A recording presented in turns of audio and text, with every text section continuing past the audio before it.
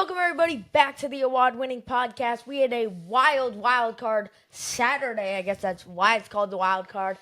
Two very close games. It was the Rams and the Panthers and the Bears and the Packers. Let's start with the Rams-Panthers games. The Panthers put up a huge fight. They were saying touchdown for touchdown, field goal for field goal. It was 17-17 in the third quarter. And then they ended up taking the lead at some point, 24-20. Matthew Stafford actually threw a ball. It was intended for Puka Nacua, and it landed to the Panthers DB in the end zone. It was almost an interception, but not only can Puka Nacua catch the ball, but he can knock it out. A huge play for the Rams, and I think that had a lot to do with the game. Yeah, you got to love that guy. He is really phenomenal. He's smart. He's athletic. He's tough. He catches balls that you think he wouldn't catch or anybody would catch.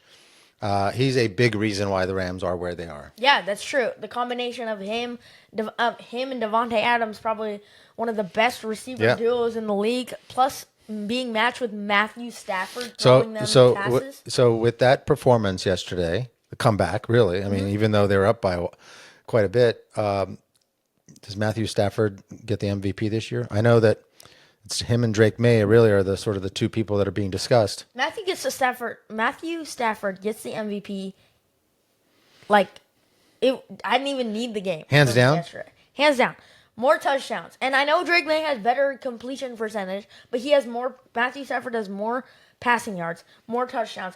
What he's been doing Drake May's going to have more opportunities. Yeah, but that shouldn't matter. No, but Matthew Stafford's been doing so good. He's been doing amazing. More passing yards, more touchdowns.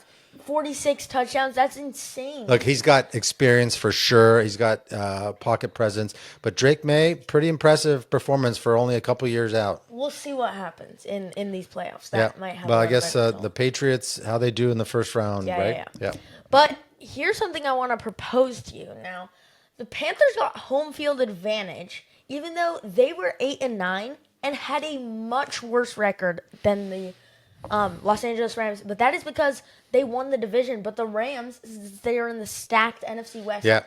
They were third in their division with an amazing record. Yeah, I mean, the Seahawks, obviously the standout team in that division. That's just the way it is. But you make a legitimate point. Is it fair that the Rams, I think they're 12-5 this year, should be the away team? I feel like it should be home field advantage based on record. Could be, yeah. But I don't know. It's been like that for a while. But being 8-9 and getting just because it's the way it is doesn't mean it has to stay that way. So it's I've got my own suggestion. You have another rule change, but we'll talk about that when we talk about the Packers and the Bears.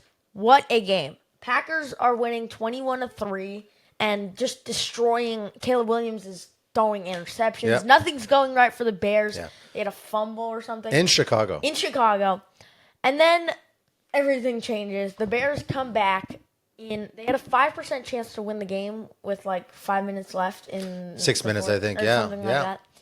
They come back. They absolutely Caleb Williams goes on a tear. What happened? Yeah, Did something happen in the locker room? I'm not a huge Caleb Williams fan, but he did great yesterday. 2 touchdowns in the fourth quarter. It was a team effort. It wasn't just Caleb Williams, but you got to give him credit. I'll give credit where credit is due. He performed like he needed to.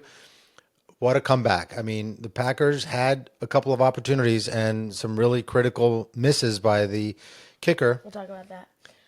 But here's the Bears losing 21-3, and they are we're having talks about being the best team in the NFL, number 2 seed, against their division rivals. I think they had to have they wanted to win that game for sure, and I think the Packers got a little too comfortable. Well, I think 21-3 at halftime, the Packers thought they were just going to coast. I thought they were going to coast too. So. Really, I think everybody was surprised by that result. I think everybody expected the Bears to win, but with that halftime score, I think a lot of people lost hope. But like I said, the Bears really came through. But Packers kicker. Okay, so he missed the extra point, and the Packers on the final drive, they were down by 4. They would have been down by 3, and they were in field goal position. Yeah. So they could have tied the game and sent it to overtime, or at least had a chance. But since he missed that extra point, they had to get the touchdown. Yeah. And kickers have played a huge role in the NFL this year.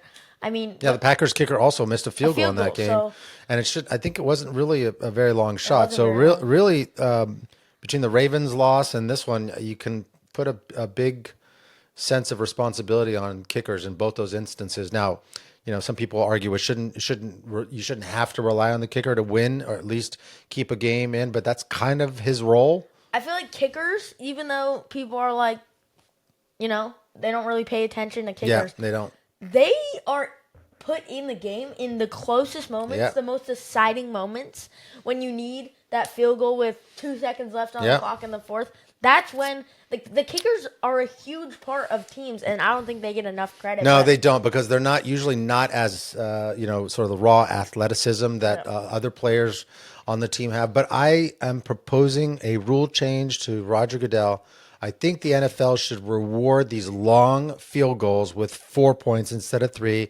Anything over 60 or more gets you four points, not 3. I think it's a legitimate change. It's happening more. I never would have guessed this years ago, but just like the 3-point shot in the NBA, give them a little bit more, benefit for a tougher performance. I don't know, because then I think offenses don't have to do like as much, and also what I'm like, coaches are adapted, like going for 2 points in you have to change. Two point conversion is also relatively new. That wasn't always there, and they've changed, and it's actually come in handy in many instances. So I think the games will be perhaps closer if you give field goal kickers 4 points for 60 or more.